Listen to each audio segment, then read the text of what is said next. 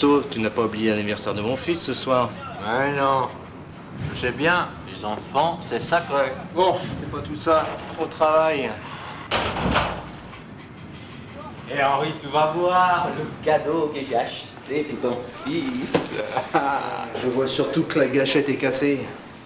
Si je tenais celui qui a remis ça sans rien dire. Eh, fais attention, mon gars, hein. Surtout avec une vieille casserole pareille, hein. Ah, c'est sûr, une bécane comme ça, on la trouve même plus dans le commerce. À partir du moment où elle marche. T'es dingue, tu vas les changer, hein. Mais j'ai pas le temps, Enzo. Le chef m'a commandé le travail tout de suite. Et le travail, ça n'attend pas. Non mais attends, tu exagères là. Hein? Il y a de l'électricité là-dedans. C'est dangereux. Mais j'ai pas envie de mourir. Ne t'inquiète pas, mon petit père. J'ai des bottes. Allez, on est pressé. Donne-moi un coup de main, amène-moi l'échelle. Ouais, c'est ça, ouais. Pressé, pressé. C'est comme ça que les pépins arrivent.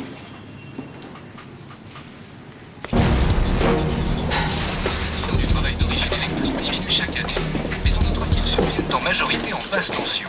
Les experts sont unanimes, la prévention est nécessaire pour lutter contre les...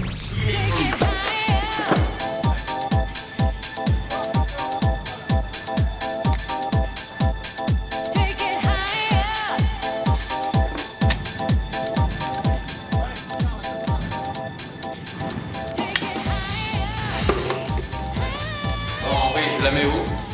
Si, là, contre le coffrage.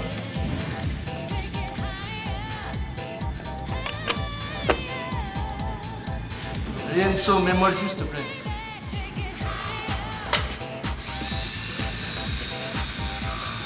Mais... Eh Henri, regarde. La terre n'est pas accordée là. Attends, je finis ça, Enzo. Oh, hé. Attention là. Il arrive quelque chose de grave à Henri.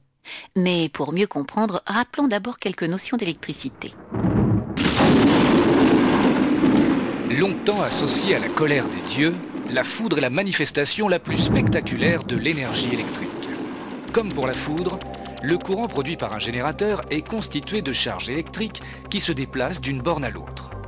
Sur la plupart des générateurs en courant alternatif, l'une des deux bornes est reliée à la Terre. C'est cette borne qu'on appelle le neutre. L'autre borne s'appelle la phase. En branchant la lampe à la prise, le courant emprunte aussitôt le chemin entre la phase et le neutre. Et là, où est la phase? Difficile de savoir. Ah, peu importe, le danger est bien là, invisible, tapi dans ses fils dénudés.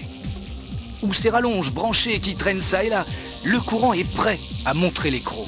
Et quand on parle de danger... C'est de danger de mort. En milieu mouillé, avec le courant alternatif, on peut mourir à partir de 25 volts. 25 volts seulement?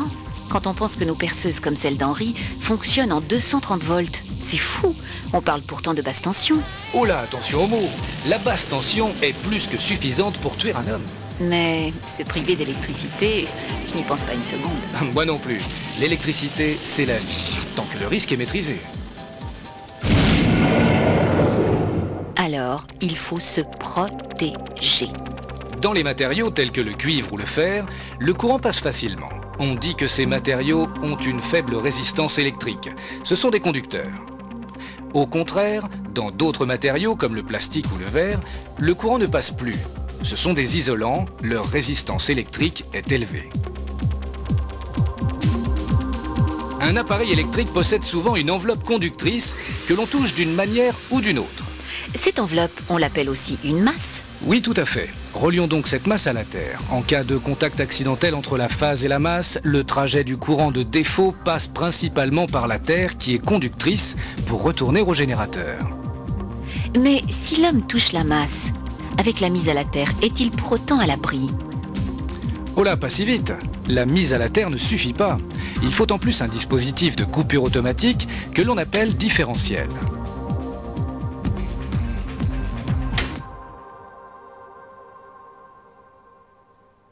Oh là là, la Terre reliée à la phase d'un circuit sous tension, mais je rêve. Vert jaune pour la mise à la Terre. Un conducteur bicolore à ne jamais confondre.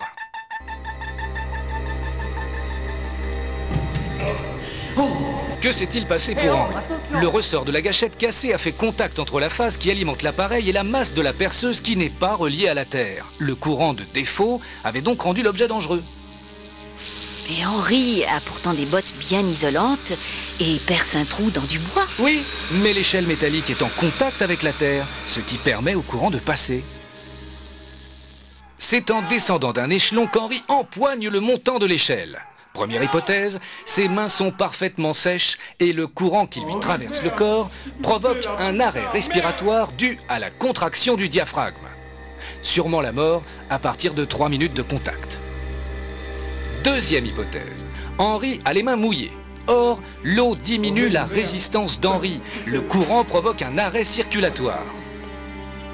La mort est proche. Qui penserait qu'un travail aussi banal que de percer un trou dans du bois comporterait autant de dangers? Pour sauver Henri, Enzo doit d'abord le soustraire au courant. Mais attention, en touchant Henri sans être isolé, il serait lui aussi électrisé. En fait, il coupe le courant au disjoncteur. Il aurait pu aussi enlever la prise ou se servir d'un objet isolant.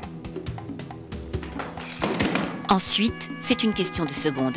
D'où l'importance pour tous de suivre une formation au premier secours. Et c'est ce qui a permis à Enzo de sauver Henri.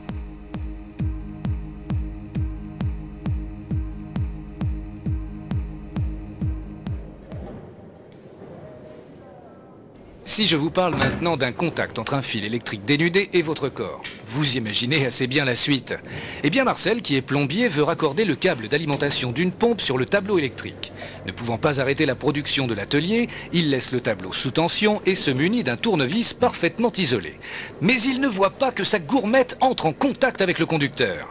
Le circuit s'est refermé sur lui. Marcel est mort immédiatement. Quant à Arnaud, chauffagiste, il travaille à proximité d'un coffret resté ouvert. Son outil lui échappe des mains. Court-circuit, dégagement énorme de chaleur et de lumière, projection de métal en fusion. Arnaud est brûlé profondément au visage et au bras. Arnaud et Marcel auraient dû être informés des risques encourus et on aurait dû donner des instructions pour fermer à clé ces armoires. Quand elles sont vraiment fermées à clé, là, vous êtes tranquille.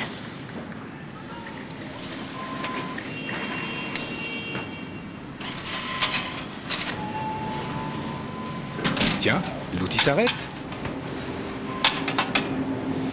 Exactement ce qu'il faut faire, Kader. Mettre hors tension. Ah, est-ce que le câble n'aurait pas pu passer ailleurs? Je vous le demande. Oh non, Kader, pas de bricolage! Hé, collègue, avez-vous prévenu le chef avant de remettre le courant? Non!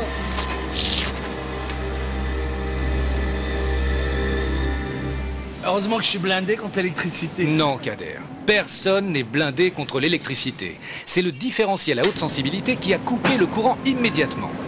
Mais avant d'en arriver là, protéger les câbles, c'est se protéger. Et c'est protéger ceux qui vont les utiliser derrière vous.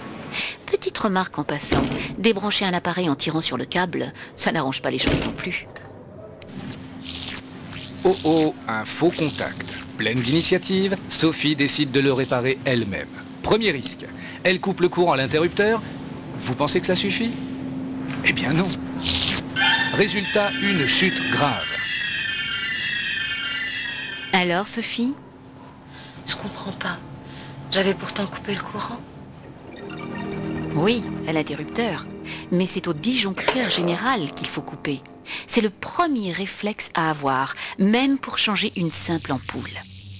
Une inversion anormale des conducteurs, et ça arrive, n'a permis de couper le circuit que sur le neutre. La phase continuait donc à alimenter le circuit. Si bien que Sophie a fermé le circuit entre la phase et la terre avec son corps. Il faut bien comprendre que la prévention passe d'abord par le respect de la réglementation. Certains évoqueront le manque de temps. Je sais, ce n'est pas toujours facile. En ce qui vous concerne, vous êtes des pros. Mais vous n'êtes pas électricien. Vous n'avez donc pas la qualification pour intervenir sur un circuit électrique.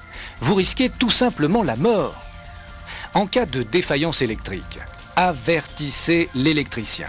Ne tentez rien par vous-même. Lui seul a la connaissance suffisante. Regardez-le, c'est son métier. Il a reçu une habilitation pour travailler en présence du courant. Et il s'équipe d'une tenue adéquate. Oui, Henri, tu as intérêt à vérifier périodiquement ton matériel pour ta sécurité. Ah oui, ça, j'ai tout compris. Et si j'ai un problème avec la perceuse, je l'envoie tout de suite à réparer. Ouais. Et moi, je m'adresse aux responsables. La bonne qualité de l'installation, ça, c'est du ressort de l'entreprise. Mais n'oubliez pas, même avec du bon matériel, les dangers subsistent. Et une bonne organisation du travail est fondamentale pour éviter ces accidents trop souvent dramatiques. Et Henri, regarde. Je l'ai gardé au shop en retour. Tu sais, ça m'a vachement secoué quand même ton histoire. Parce que moi, je vais te dire une chose. Je trouve que c'est con de jouer sa vie avec le courant comme une roulette russe. Une fois, deux fois, trois fois. Cling, cling, cling, rien ne se passe. Et puis un jour... Boum! Tu laisses ta peau. C'est pas grave ça, mec? Hein? C'est pas grave ça, mec? Hein?